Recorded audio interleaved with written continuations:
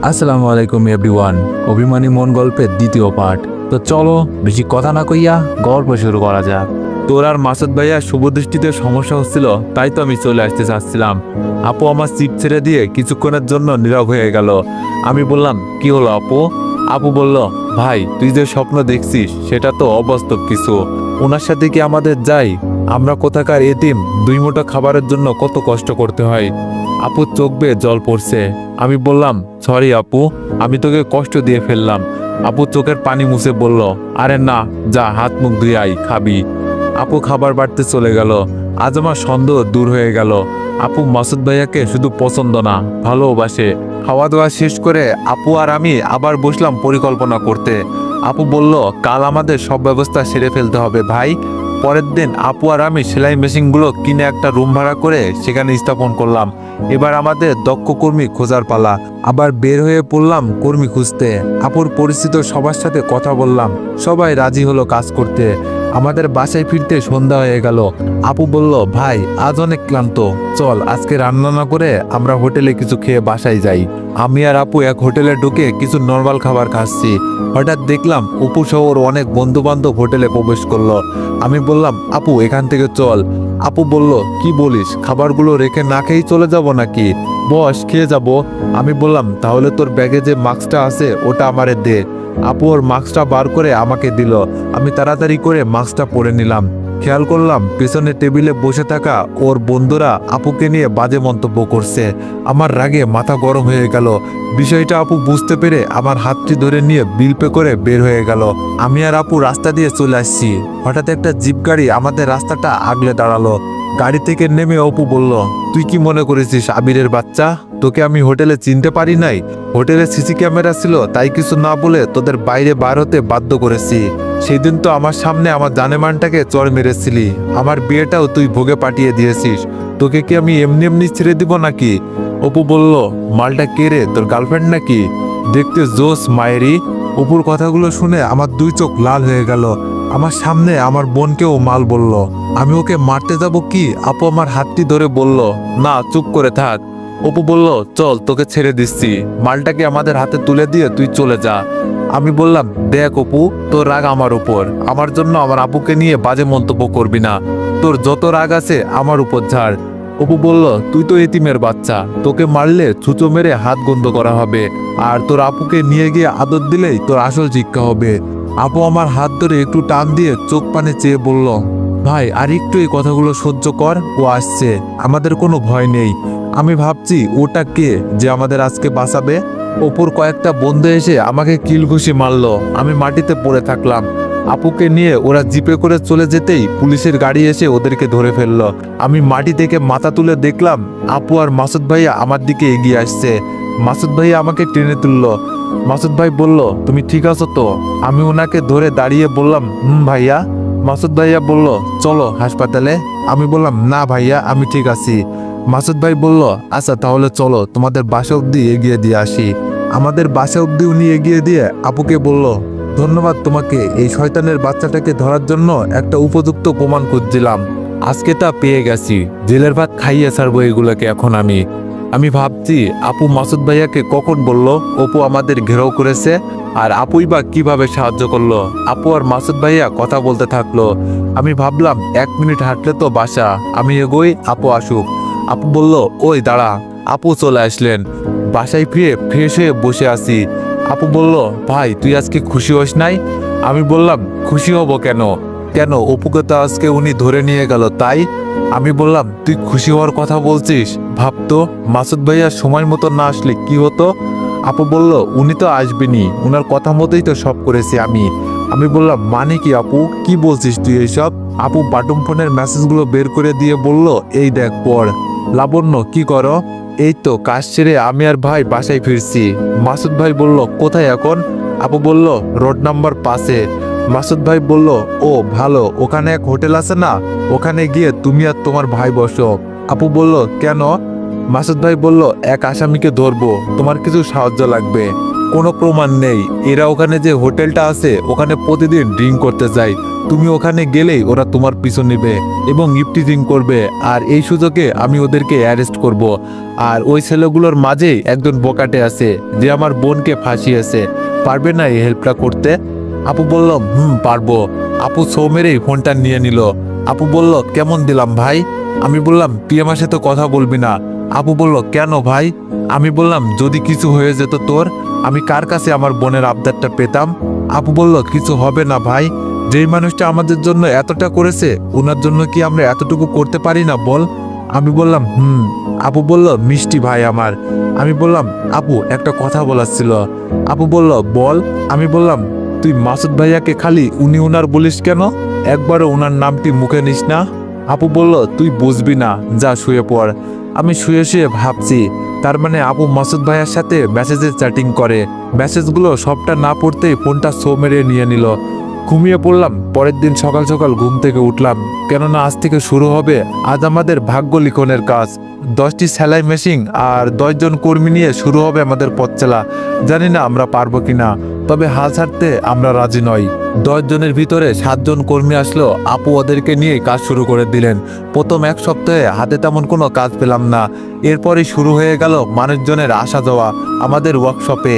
অর্ডারের উপরে অর্ডার। আমি বসে থেকে সব হিসাব নিকাশ করতাম, আর আপু সবকিছু পর্যবেক্ষণ করত। আপু লেখাপড়া জানতো না, কিন্তু এই কাজ সম্পর্কে ছিল ওর অনেক অভিজ্ঞতা, কেননা এই কাজটি দ্বারাই আমাদের সংসার চলতো এক সময়। আপু সর্বত্র দিয়েই সবাইকে কাজ ভালো করে বুঝিয়ে দিত। যারা কাজ করত তারাও ছিল অর্ধবয়স্ক মহিলা, একসময় গার্মেন্টস কর্মী। মাত্র 1 মাসের মধ্যে কাজের মান ভালো হয় এদিকে ওদিকে ছড়িয়ে পড়লো বস্তির ছোট্ট একটা ওয়ার্কশপের সুনাম। 1 মাসেই আমাদের মূলধন ডাবলে পরিণত হলো।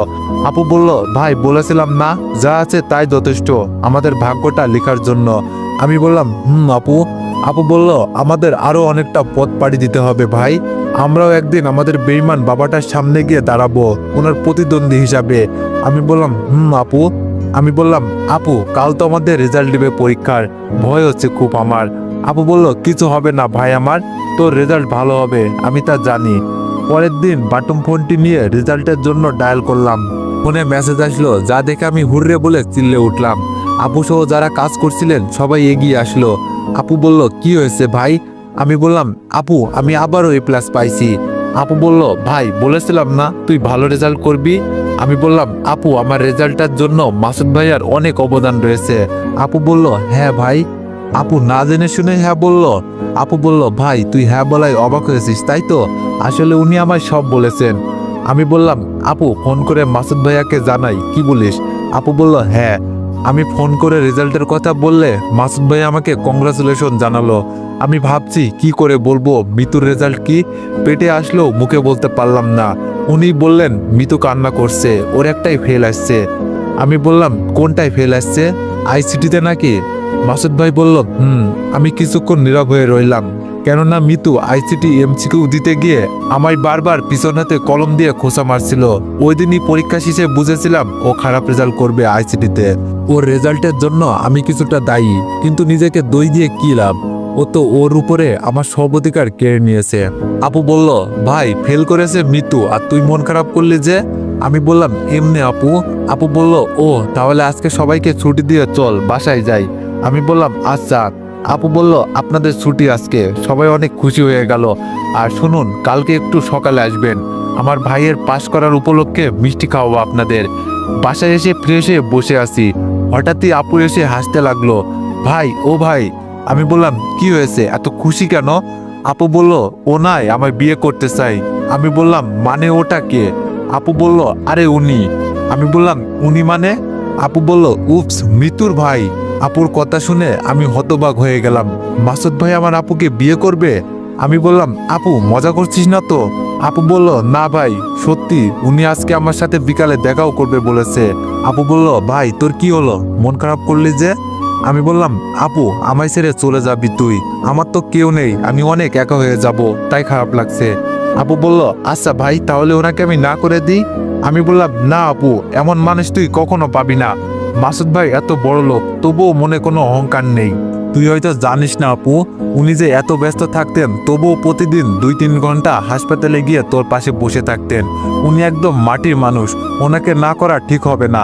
সত্যি আপু, আমরা লাকি। আপু বলল, আচ্ছা চল খাবি। খাওয়া দাওয়া সেরে ফেললাম। ভাই যা, তাড়াতাড়ি রেডি হয়ে নে। উনি মেসেজ দিয়ে ওই হোটেলটায় যেতে বলেছেন। আমি কিছু না বলে আপুর মুখের দিকে তাকিয়ে রইলাম। ভাবছি এই যুগেও এমন মেয়ে থাকে যে কিনা তার ভালোবাসার মানুষ ডেকেছে আর ভাইকে সাথে নিয়ে যাবে বলেছে। আমি বললাম, আপু তুই একটা। আপু বলল, কি? আমি বললাম, না থাক, আর যা বের হ। আমি তো পাগল যে তোর সাথে যাব। তুই যা, মাসুদ ভাইয়া তোকে একা ডেকেছেন। আপু বলল, ভাই একটা কথা বলি, আমার না একা একা যেতে শরম পাচ্ছে। আমি বললাম, ও মেসেজে সারাক্ষণ কথা বলো আর এখন শরম পাচ্ছে তাই না? আপু বলল, তুই অনেক পেকে গিয়েছিস, তারা ওনাকে তোর জন্য একটা দেখতে বলবো আজ। আমি বললাম, যা যা বলিস। আমি চলে আসলাম, এসে মনে মনে বলছি, দেখতে বলার কি আছে, ওনার বোনই তো আছেন। তুই বিয়ে কর, তারপর তোর ননদটাকে আমাকে দিয়ে দিস, তাই হবে। আপু বের হয়ে আমাকে বলে চলে গেল। আমি শুয়ে থাকলাম। সন্ধ্যার পরই দরজায় এসে আপু ঠকঠক করলো। আমি দরজা খুলে অবাক, আমি কাকে দেখছি? আমি বললাম, কে আপনি, কাকে চাই? আপু বলল, কুত্তা, আমি তোর আপু। আমি বললাম, ও আপু তুই, এগুলো কি পরেছিস আর চুলগুলো এমন স্টাইলিশ কেন? ওরে বাবা, পুরোই হিরোইন দেখছি। আপু বলল, মজা করছিস না তো, এগুলো নিয়ে চল ভিতরে। আমি বললাম, কি এগুলো? আপু বলল, শপিং। আমি সব বার করে দেখছি, আপুকে মাসুদ ভাই অনেক কিছু কিনে দিয়েছে। আপু বলল, ভাই কালকে তোকে ওনার বাসায় ডেকেছে। আমি বললাম, কেন? আর আমি ওনার বাসা চিনি না তো। আপু আমাকে ঠিকানা দিয়ে বলল, আমাকে কারণ বলেন নাই। আমি বললাম, আচ্ছা আপু, তাহলে কালকে সকালে আমি মাসুদ ভাইয়ার বাসায় যাব। আপু বলল, আচ্ছা। রাতে শুয়ে শুয়ে ভাবছি, অনেকদিন পর কাল মিতুকে দেখতে পাবো। সকালে ঘুম থেকে উঠে উনার বাসায় চলে গেলাম। বাসায় ঢুকতে এক কাজের মানুষ আমাকে বসতে বললেন। মাসুদ ভাই কোথায় গেছে বললেন উনি একটু বাইরে গিয়েছেন, একটু পরেই আসবে। আমি মনে মনে শুধু মিতুকে খুঁজছি, বাড়ির এই দিক ওদিকে তাকিয়ে কোথাও দেখছি না। একটু পর একটা গান শুনতে পেলাম। পাশে তাকাতেই দেখি পেছন দিয়ে মিতু বাইরে কোথাও যাচ্ছে। আমি আস্তে করে বললাম, কাক যতই চিল্লায় না কেন তার সুর কখনো কোকিলের মতো হয় না। মিতু আমার কথা শুনে বুঝতে পারলো আমি ওরই বাড়ি এসে ওকে কিছু বলেছি। আমার কাছাকাছি এসে বলল, কি বললি আবার বল, মুখ সামলে কথা বলবি। আর তুই আমার বাসায় কেন? তোকে বাসায় কে ঢুকতে দিয়েছে? এখনই বের হয়ে যাবি নাকি তোর গালে দুটো চর মেরে গরম করে দিয়ে ঘাড় ধাক্কা দিয়ে বের করে দিব? আমি বললাম, আমি নিজের ইচ্ছায় আসিনি, ঠিক আছে? আমি মিতের কথায় পাত্তা না দিয়ে বরং সোফায় নড়ে সরে ভালো করে বসলাম। ওর আর সহ্য হলো না আমাকে চর মারতেই যাবে কি অমনি মাসুদ ভাইয়া এসে হাজির হয়ে গেল। মাসুদ ভাই বলল, এগুলো কি হচ্ছে মিতু? বাসায় আসা মেহমানের সাথে এমন ব্যবহার করা কে শিখিয়েছে তোমায়? ক্ষমা চাও ওর কাছে। মিতু বলল, কখনো না। মিতু রাগ দেখিয়ে কোথাও যাবে বলে ঠিক করেছিল, তা না যে ওর রুমে চলে গেল। মাসুদ ভাই বলল, আবির, ওর ব্যবহারে কিছু মনে করো না তুমি। আমি বললাম, না কিছু মনে করি নাই। মাসুদ ভাইয়া কাজের মানুষকে কফি নিয়ে আসতে বললেন। আমি বললাম, ভাইয়া আমাকে ডেকেছেন যে? মাসুদ ভাই বলল, আসলে তোমার আপুর আর আমার বিষয়টা হয়তো তুমি জানো। আমি তোমার আপুকে আমার বাসায় বউ করে নিয়ে আসতে চাই। তুমি কি বলো, রাজি আছো? আমি বললাম, ভাইয়া আপনি কি আর আমরা কি, মানুষজন কি বলবে? মাসুদ ভাই বলল, যে যাই বলুক আমার তাতে কিছু যায় আসে না, তুমি রাজি কি? আমি বললাম, ভাইয়া আপনি তো জানেনই আমি আর আপু সবে 1 মাস হলো একটা ওয়ার্কশপ খুলেছি। আপুকে বিয়ে দেওয়ার মতো সামর্থ্য তো এখন আমার নেই। মাসুদ ভাই বলল, তোমাদের কোনো খরচ করতে হবে না, তোমার আপুর সাথে আমার বিয়েটা একটা হোটেল বুক দিয়ে হবে, আর যা খরচ সব আমার। তুমি রাজি কিনা? আমি রাজি হয়ে গেলাম। উনি বললেন, তাহলে আগামী সপ্তাহে সব ব্যবস্থা করে ফেলি। আমি বললাম, আপুকে বলে ডেটটা ফিক্স করা উচিত ছিল। মাসুদ ভাই বলল, তোমার আপুকে বলেছি, ও বলেছে তুমি যা বলবা তাই হবে। আমি বললাম, তাহলে ডেটটা ফিক্স করে ফেলুন। মাসুদ ভাই বলল, সবকিছু ঠিকঠাক হয়ে গেল, চলো তোমার বাসায় এগিয়ে দিয়ে আসি। আমি না করলেও উনি আমাকে গাড়িতে করে নিয়ে আসলেন। আমি গাড়ি হতে বাইর হলাম। একটুখানি দূরে হতে দেখলাম আপু দাঁড়িয়ে আছে। মাসুদ ভাইয়া গাড়ি হতে নেমে দাঁড়িয়ে থাকলেন। আমি আপুর কাছে আসছি আর ভাবছি আমাকে গাড়ি থেকে এগিয়ে দেওয়ার আসল কারণ এটাই ছিল। আপুর কাছাকাছি এসে পাই দিয়ে চলে যেতে লেগে বললাম, নে হয়েছে, এবার চলে আয়, সব ঠিক হয়ে গিয়েছে। আপু একটু লজ্জা পেয়ে গেল এবং আমার সাথে চলে আসলো। আপুর সাথে বসে আপুকে সব বললাম। রাতে শুয়ে শুয়ে ভাবছি, মিতু আমার উপর এতটা রাগ পুষে রেখেছে। মাসুদ ভাই ঠিক সময়ে না আসলে আজ হয়তো আমার গাল সত্যি চড় মেরে লাল করে দিত। তবে একটা জিনিস ভেবে অবাক হচ্ছি, অপু তো জেলে, অপুর সাথে ওর বিয়ে ঠিক হয়েও তা ভেঙে গেল। ও কোথাও একটু মন খারাপ করবে তা নয়, উল্টো মনের সুখে গান গাইছে। ব্যাপার কি? কয়েকদিন পর বিয়ের সব আয়োজন শেষ। কাল বিয়ে। মাসুদ ভাই বললেন, তুমি আর তোমার আপু আজকেই হোটেলে চলে যাও, ওখানে আমার অনেক আত্মীয় স্বজন গিয়েছে। আমি বেশ কিছু টাকা সাথে করে নিয়ে আপুকে নিয়ে চলে গেলাম। মাসুদ ভাই জানালো ওখানে আমার গাড়ির ড্রাইভার আছেন, ওনাকে সব বলা আছে, তুমি ওনার সাথে আজ শহরে চলে যাও। কেনাকাটা করে আস্তে আস্তে হয়তো সকাল হয়ে যাবে। আমি গেলাম, সবকিছু কিনে নিয়ে সকালে ফিরলাম। আপুকে সাজানো কিছু জিনিসপত্র নিতে ও যেই রুমে রয়েছে ওখানে গেলাম। রুমে ঢুকতেই মিতু আমাকে দেখে কিছুটা চমকিয়ে গেল। মিতু বলল, তুই এখানে কেন? যা বের হ। আর আমার ভাইয়ের বিয়েতে তোকে কে দাওয়াত দিয়েছে? তুই কেন এসেছিস? আমি বললাম, আমাকে কেউ আসতেও বলেনি আর কেউ দাওয়াতও দেয়নি, আমি এসেছি আমার বোনের বিয়েতে। আমার কথা শুনে মিতু যেন আকাশ থেকে পড়লো। মিতু বলল, তোর বোন মানে? তোর বোন কে? আমি আপুকে দেখিয়ে বললাম, একটু সাইডে যা, ওই যে আমার বোন। মিতু বলল, মানে তুই না এতিম? এগুলো কি বলছিস? আপু বলল, মিতু এইদিকে আসো, ও ঠিকই বলছে, আমি ওর বোন। আর তোমার ভাই কি তোমায় কিছু বলে নাই আমি ওর বোন? মিতু বলল, না, গত এক সপ্তাহ ভাইয়ের সাথে রাগ করে কথা বলি নাই আমি সব দিয়ে বাইরে চলে আসলাম। কাজী সাহেব এসে বিয়ে পড়াতে লাগলেন।